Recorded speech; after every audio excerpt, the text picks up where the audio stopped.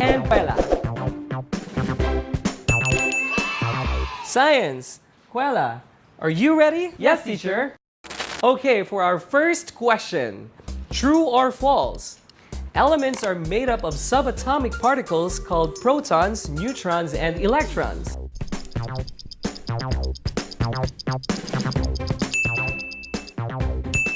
The correct answer is true. Yes, it's true. Protons are positively charged particles. Electrons are negatively charged particles, and neutrons have no charge. It is important for you to know this if you want to understand how the elements are made, because these are the ingredients in making an element. If you want to know how to bake a cake, you need to learn the ingredients first. The same is true with learning about element formation. You need to know what the ingredients are. Question number 2. True or false? The identity of an element depends on how many neutrons it has.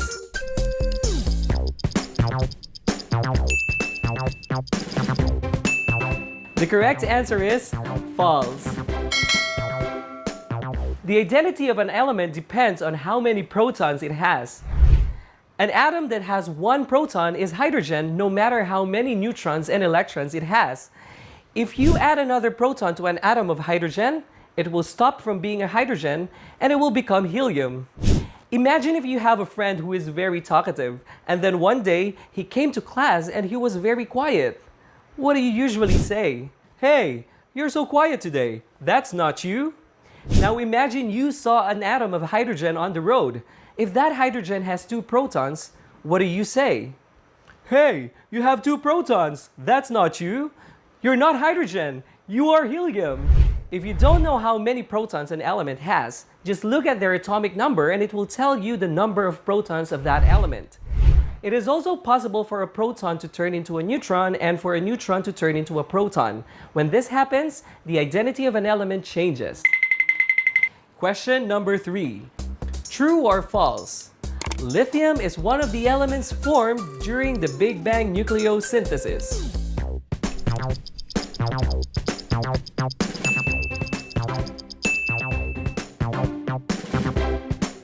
The correct answer is true. The very first elements were made a few minutes after the Big Bang through the process called Big Bang nucleosynthesis. Most of what were formed were hydrogen and helium. However, a few lithium and beryllium were also made.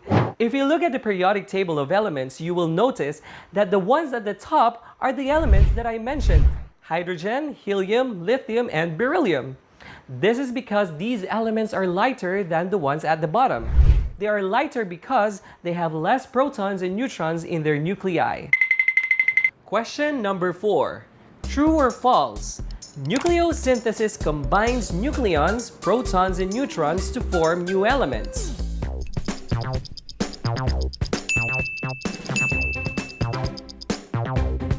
The correct answer is true. Nucleosynthesis came from the words nucleo, which means nucleus, and synthesis, which means creating something new by combining separate materials. Studying about the formation of new elements may sound overwhelming at first, but it's actually very easy. It's really just all about colliding ingredients and then combining them to form a new element. Question number 5. True or false? The Big Bang is an explosion.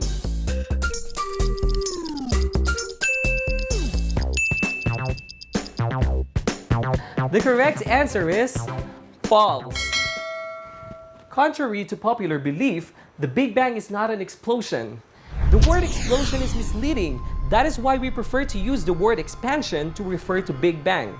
According to the Big Bang theory, the universe was extremely small, even smaller than an atom. It was also extremely dense and extremely hot. But 13.8 billion years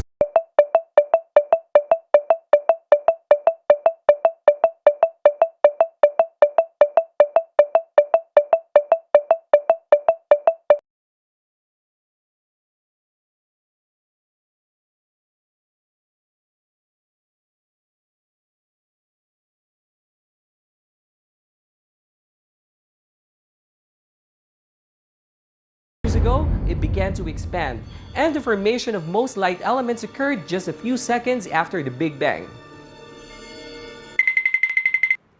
Question number 6. The universe was colder 13.8 billion years ago.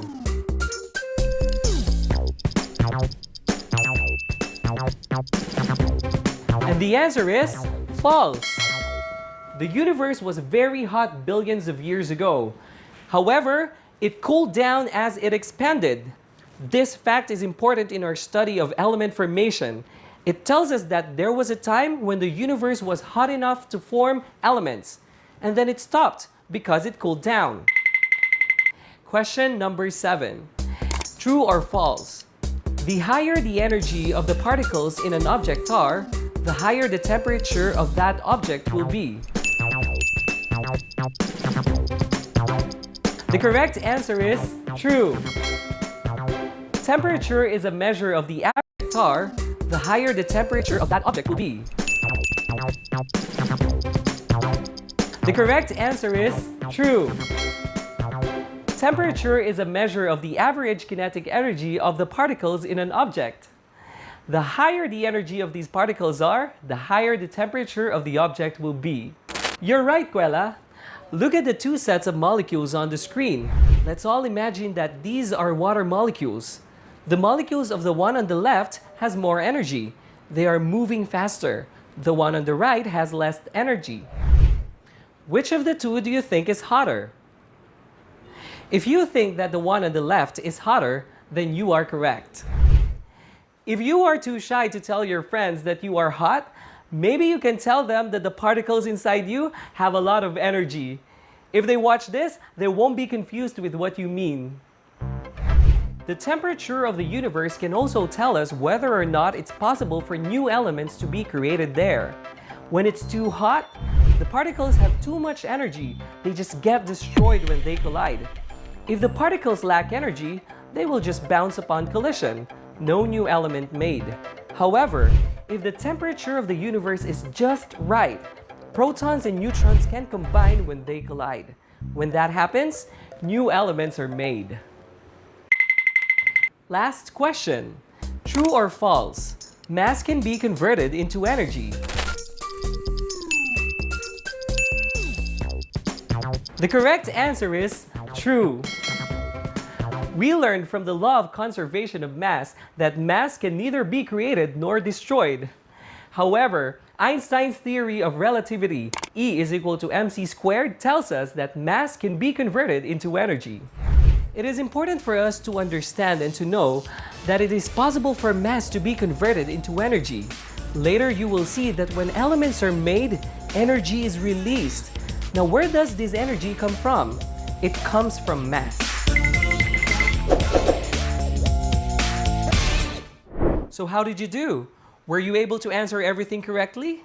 If not, then that's fine. It only means that there's still a lot to learn. And I know that you're very excited to learn about how the elements were formed. So take it away, Professor Atom. Thank you, Teacher Iman. Did you know that protons and neutrons formed a few seconds after the Big Bang? At first, the universe was so hot and the particles were so energetic that when they collided, they just got destroyed. However, the universe is expanding, and as the universe expands, it cools. For a few minutes after the Big Bang, the temperature of the universe reached a point where the protons and neutrons could combine when they collided. Through this process, new elements were made, and we call this the Big Bang nucleosynthesis.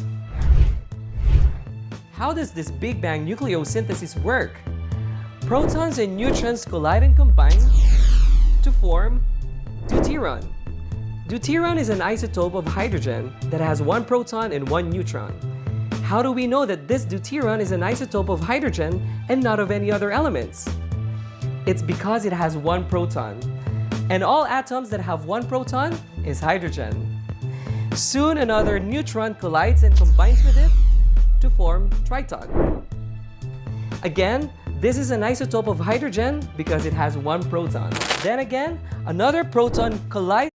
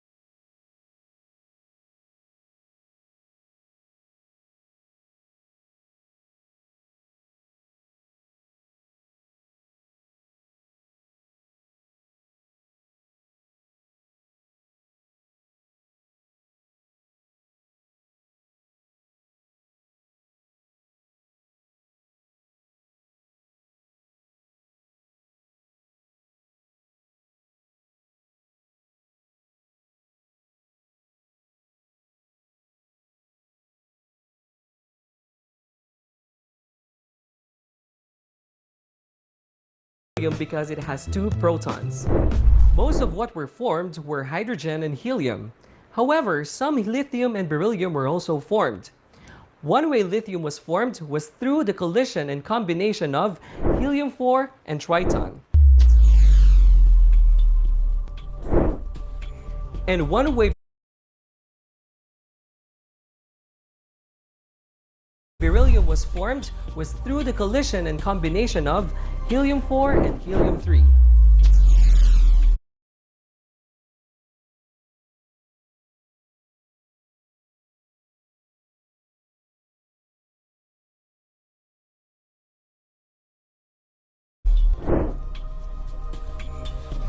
As the universe continued to expand, the temperature dropped to a point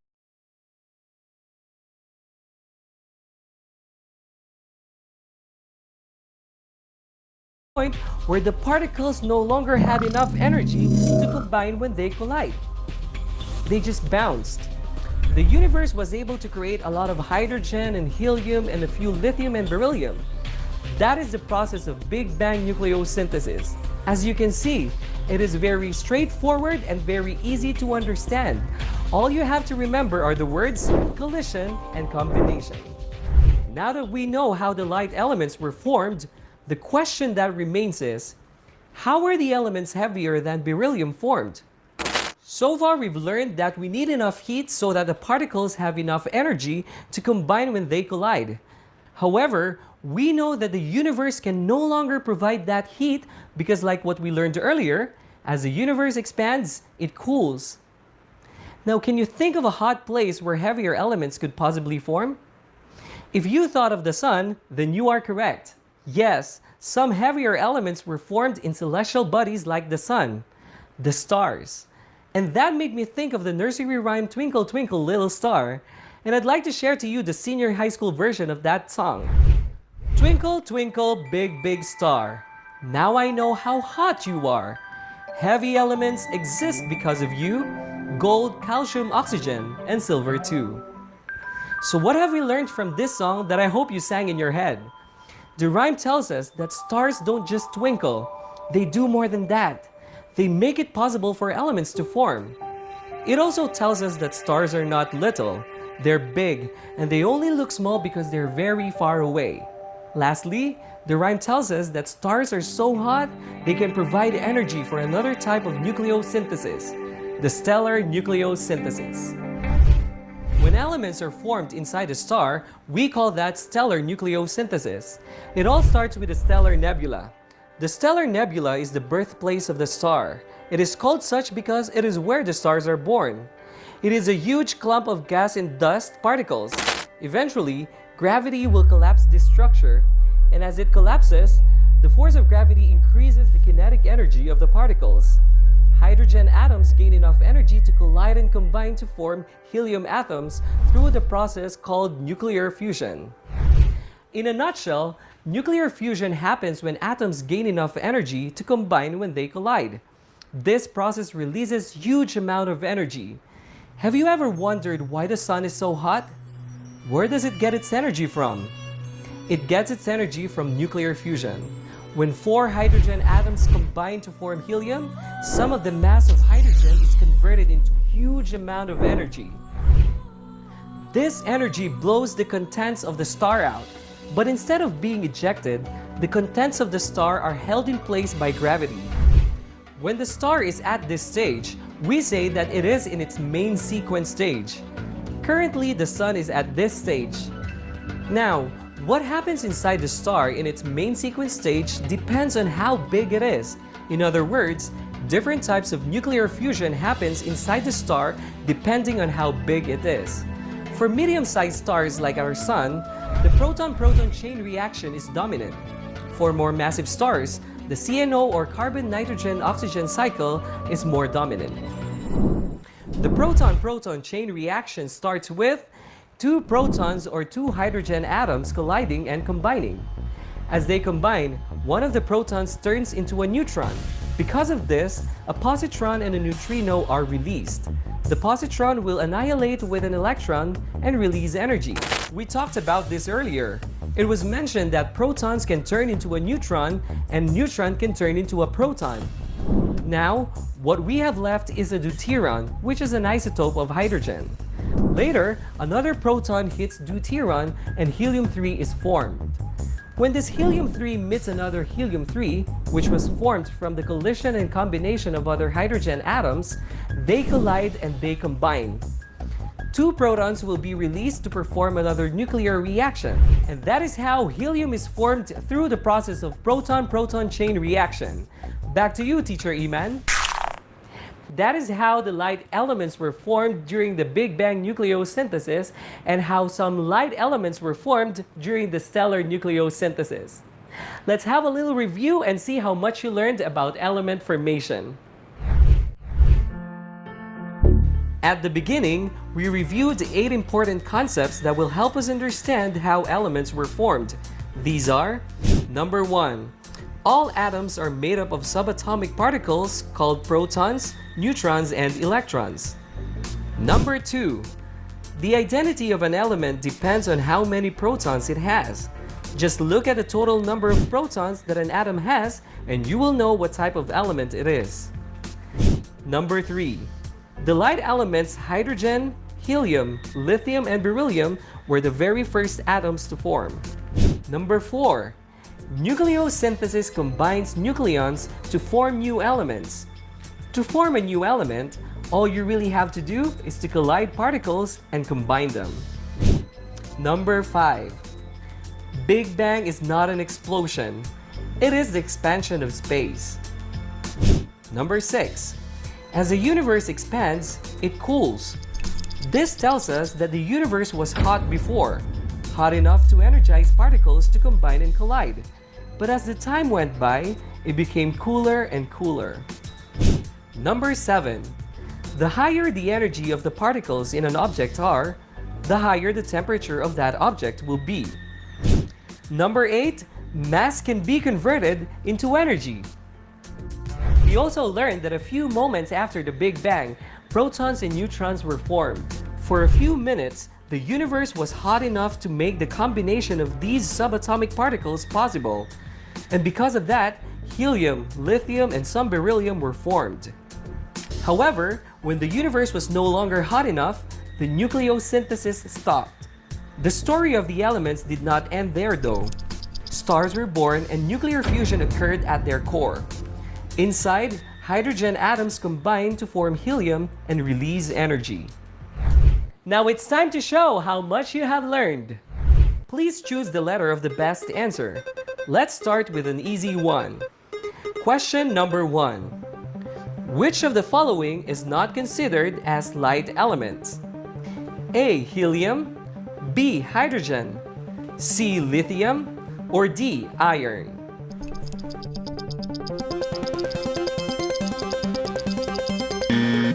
The answer is D. Iron. Question number 2.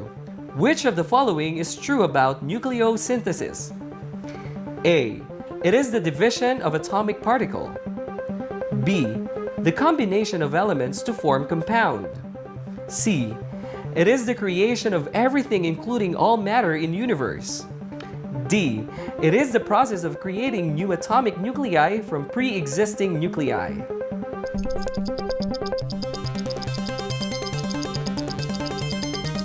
The answer is D. It is the process of creating new atomic nuclei from pre-existing nuclei. Question number 3. At which phase of star life cycle is our sun in? A. Main sequence star, B. Planetary nebula, C. Red giant, or D. White dwarf?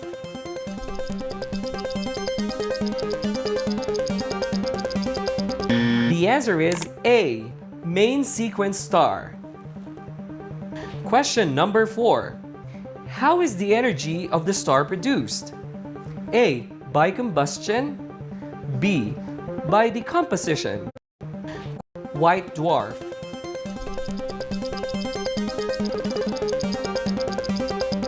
The answer is A. Main sequence star. Question number 4. How is the energy of the star produced? A. By combustion. B. By decomposition. C. By nuclear fission. Or D. By nuclear fusion.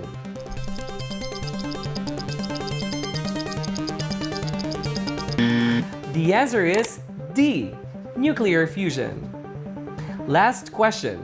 Which type of nuclear fusion occurs at the core of a medium-sized star? A. Alpha ladder process. B. CNO cycle. C. Proton-proton chain reaction. Or D. Tri-alpha process.